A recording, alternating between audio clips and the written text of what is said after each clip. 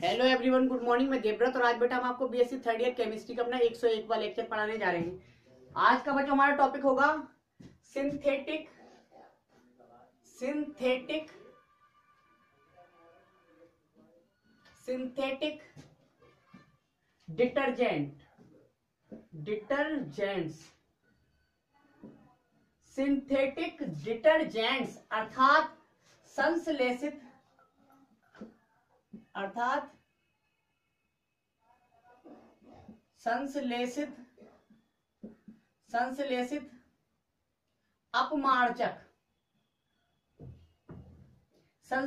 अपमार्जक क्या होते हैं बेटा? तो लिख दीजिए, संश्लेषित अपमार्जक अर्थात सिंथेटिक डिटर्जेंट्स एक विशेष प्रकार के, लिखेंगे सिंथेटिक डिटर्जेंट्स विशेष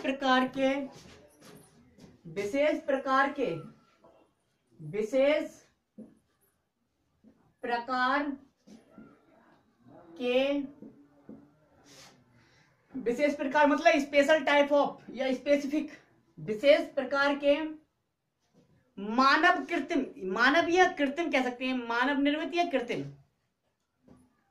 कहते हैं आर्टिफिशियल अर्थात मानव द्वारा बनाए हुए कृत्रिम आयनिक कौन से पदार्थ? आयनिक पदार्थ बेटा, आयनिक पदार्थ होते हैं।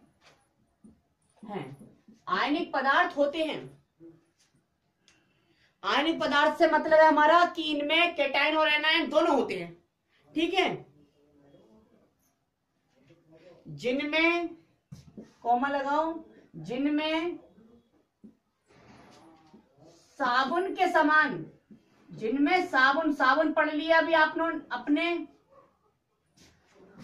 साबुन पढ़ लिया बेटा, हमने पढ़ा दिया। जिनमें साबुन के समान साबुन क्या काम करते हैं? मैल छुटाने का, डस्ट साफ करने का। तो हमने लिख दिया है जिनमें साबुन के समान डर्ट कहते हैं बेटा मैल को, यानी कि गंदगी को, धूल मिट्टी को डर्ट साफ करने का गुण होता है।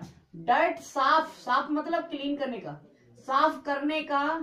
डर्ट साफ करने का गुण होता है।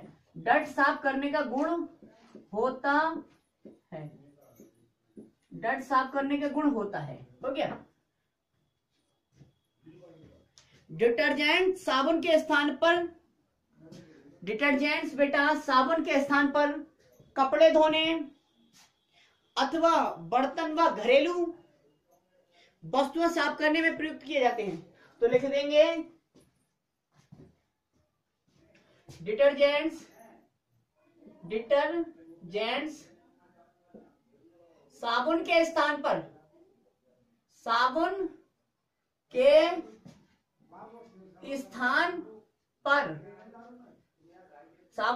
पर, कपड़े बर्तन एवं घरेलू वस्तुएं, खेल खिलौने, ठीक है। घरेलू वस्तुएं हम कह सकते हैं बेटा डिटर्जेंट्स जो होते हैं वो क्लॉथ्स, पोर्ट्स, डोमेस्टिक थिंग्स, घरेलू वस्तुएं आदि। डिटर्जेंट साबुन के स्थान पर कपड़े बर्तन एवं घरेलू वस्तुएं आदि को साफ का मतलब क्लीन, आदि को साफ करने में प्रयुक्त मतलब प्रयुक्त किए जाते हैं, ठीक है जी, प्रयुक्त किए जाते हैं। हो गया। प्रयुक्त किए जाते हैं। अब मेरा सवाल बेटा सिर्फ इतना सा है क्या कि कपड़े धोने के लिए, बर्तन धोने के लिए साबुन थे, फिर डिटर्जेंट क्यों आए? डिटर्जेंट का प्रयोग हम क्यों कर रहे हैं?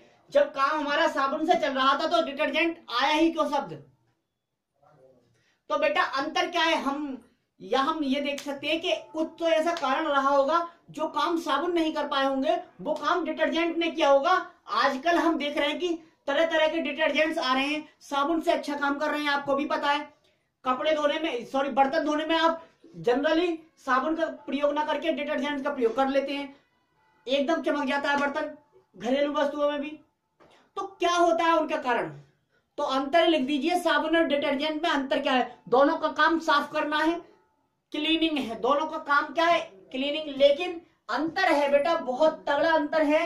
अंतर यह है कि जो साबुन जो होते हैं बेटा, वो केवल एक ही प्रकार के जल, एक ही प्रकार का जल, कौन सा जल? दो प्रकार के पढ़े हैं आपने कि जल जो होता है, पानी जो होता है, वाटर जो होता है, दो प्रकार का होता है, सॉफ्ट वाटर और हार्ड वाटर।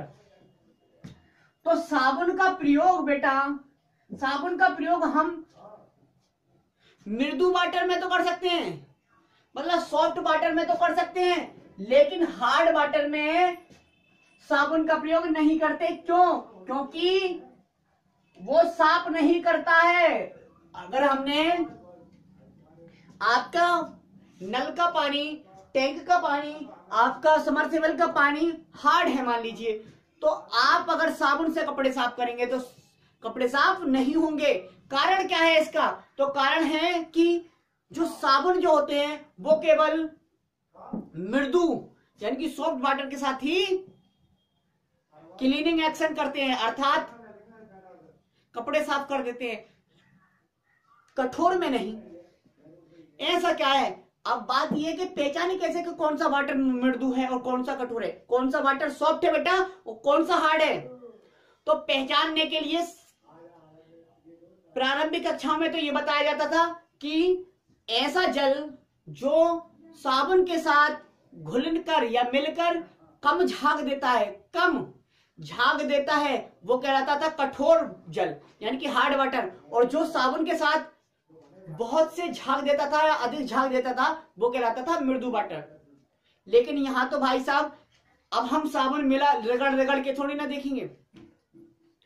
अब की जो डेफिनेशन है वो है ये केवल कि हार्ड वाटर में जो होते हैं बेटा कैल्शियम और मैग्नीशियम आयन होते हैं। तो हार्ड वाटर वो होता है जिसमें कैल्शियम और मैग्नीशियम आयन होते हैं, और कैल्शियम और मैग्नीशियम आयन के कारण अगर वो जल साबुन के साथ रगड़ते हैं उसे या साबुन मिलाते हैं उस जल में, तो क्या होता है? अधिक झाग नहीं दे पाता, मतलब मैग्नीशियम और कैल्शियम आयन साबुन के साथ घुलते नहीं, घुल नहीं पाते, जबकि डिटर्जेंट के साथ घुल जाते हैं। इसलिए डिटर्जेंट क्या होता है? हार्ड के साथ भी यूज हो जाता है और सॉफ्ट के साथ भी। तो अंतर है, डिफरेंस लिख लीजिए, डिफरेंस, अंतर। अंतर किस किस में? यहां सोप और यहां डिटर्जेंट। सोप, सोप का प्रयोग यानी कि इनका प्रयोग केवल soft water, soft soft soft का मतलब है मृदु, सॉफ्ट वाटर, इनका प्रयोग जो करते हैं बेटा केवल मृदु वाटर में करते हैं, सॉफ्ट वाटर में। अगर कपड़े साफ करने हैं तो साबुन से कब साफ होंगे? अगर जब पानी क्या होगा आपका? मृदु होगा। सॉफ्ट वाटर में इनका प्रयोग सॉफ्ट वाटर में किया जाता है, और इनका प्रयोग हार्ड तथा सॉफ्ट, हार्ड तथा सॉफ्ट दोनों, हार्ड तथा सॉफ्ट दोनों प्रकार के वाटर के साथ किया जाता है, दोनों प्रकार के वाटर के साथ किया जाता है, समझे आप? तो सोचिए आप एक परिस्थिति के अनुसार अपने आप को ढाल रहा है, हार्ड के साथ भी और सॉफ्ट के साथ भी। दूसरा ये कह रहे नहीं हमें अगर सॉफ्ट वाटर लेके दोगे तो हम सफाई करने का काम करेंगे, हार्ड में नहीं करेंगे, तो भाई ये तो फेल हो जाएगा। ये इसलिए आजकल मॉडर्न उसमें ये पास है, लेकिन इससे नहाते नहीं है, नहाने के साबुन, नहाने के लिए सोप का ही प्रयोग करते हैं, क्योंकि ये इनका ज्यादा प्रयोग नहीं करना चाहिए जनरली बेटा, ये प्रदूषण के बहुत प्रदूषण के बहुत बुरे हैं, प्रभाव डालते हैं प्रदूषण पे, ठीक है। डिटर्जेंट नॉन डिग्रेडेबल होते हैं, इनका अपघटन न हो पाता, अपक्षय नहीं हो पाता, इसलिए इनका प्रयोग कम से कम करें आप, ठीक है। सोचिए जो जल्दी टाइम भी बचा रहा है और आपको कुछ, जहां बेटा विलासिता कहते हैं लेजीनेस, जहां आप विलासिता से जी रहे हैं, या आपका समय मान लीजिए कोई बचा रहा है और आपको निठल्ला बैठा रहा है, ये काम करवा रहे हैं ना, ये आप देखते होंगे सर्फ में ऐसे डुबाया और साफ हो गया कपड़ा। यहां पे आपको मेहनत करनी पड़ती है। तो जो टाइम बचा रहा है और जो आपको क्या कहते हैं आराम दे रहा है, इसका मतलब वो प्रदूषित कर रहा है कहीं ना कहीं। तो ये प्रदूषण करता है क्योंकि ये नॉन डिग्रेडेबल होते हैं, इनका प्रयोग जनरली ज्यादा नहीं करना चाहिए, ठीक है। तो अंतर तो ये हो गया। अब मेरा मतलब ये कि क्यों, कि सर क्यों ये करते हैं ऐसा कि हार्ड और सॉफ्ट वाटर दोनों के साथ ये काम कर देते हैं। भाई सॉफ्ट के साथ सफाई कर दे कोई दिक्कत नहीं, लेकिन हार्ड के साथ कैसे कर दिया? तो आप जानते हैं क्योंकि हार्ड वाटर में होते हैं कैल्शियम एंड मैग्नीशियम आयन। तो ये जो डिटर्जेंट होते हैं, डिटर्जेंट कैल्शियम तथा मैग्नीशियम आयंस को क्या कर देते हैं बेटा? कैल्शियम तथा मैग्नीशियम आयंस के साथ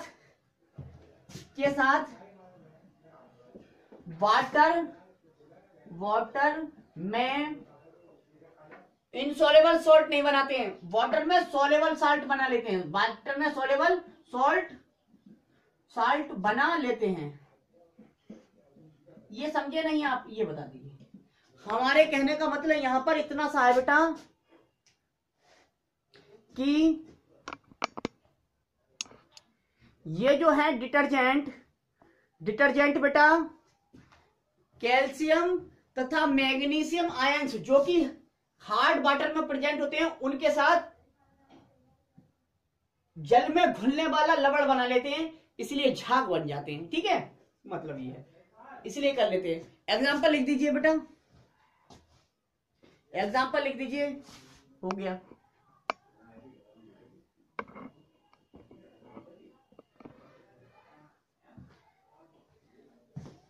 एग्जाम्पल लिख दीजिए।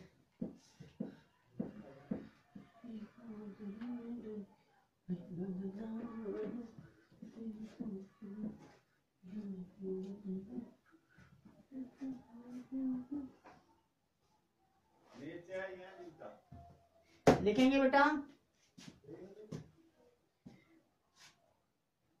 रासायनिक संरचना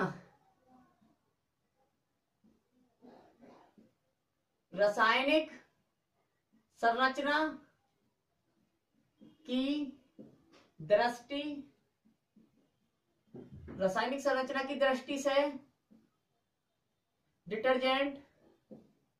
डिटर्जेंट्स अर्थात डिटर्जेंट अपमार्जक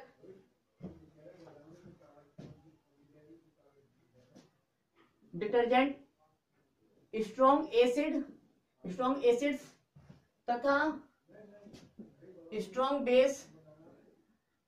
बेसिस से बने अति मतलब हाई मॉलिक्यूलर वेटेड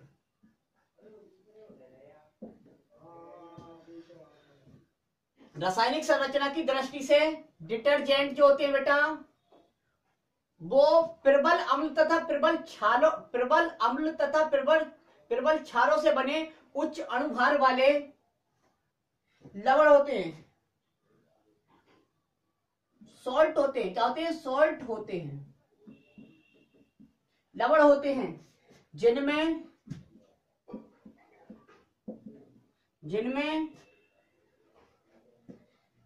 या जिनके, ये देखो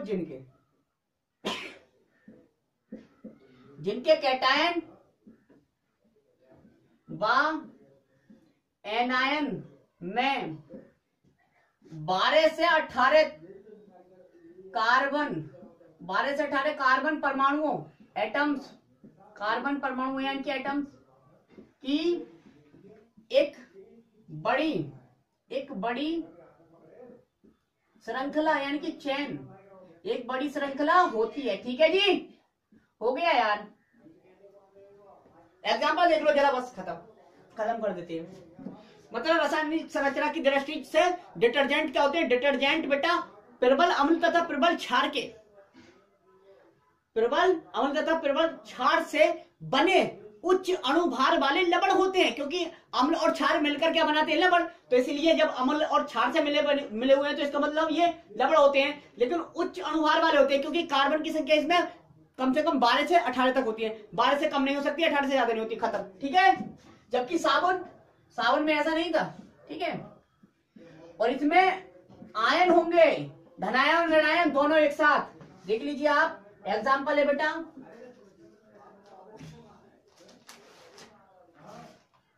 एग्जाम्पल है CH3 CH2 का होल 10,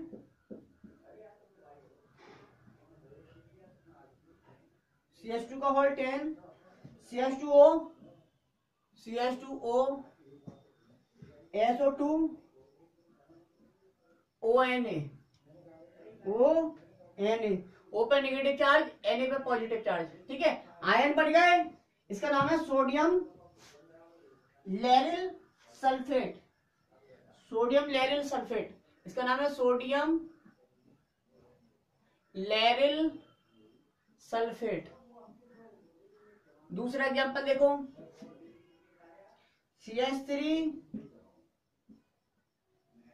CH2 का होल 10,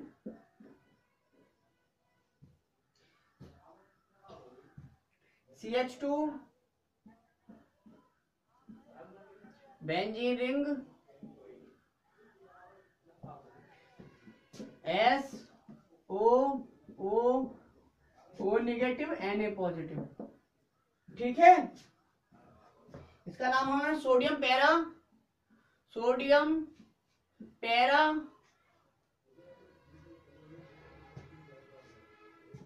डोडेसाइल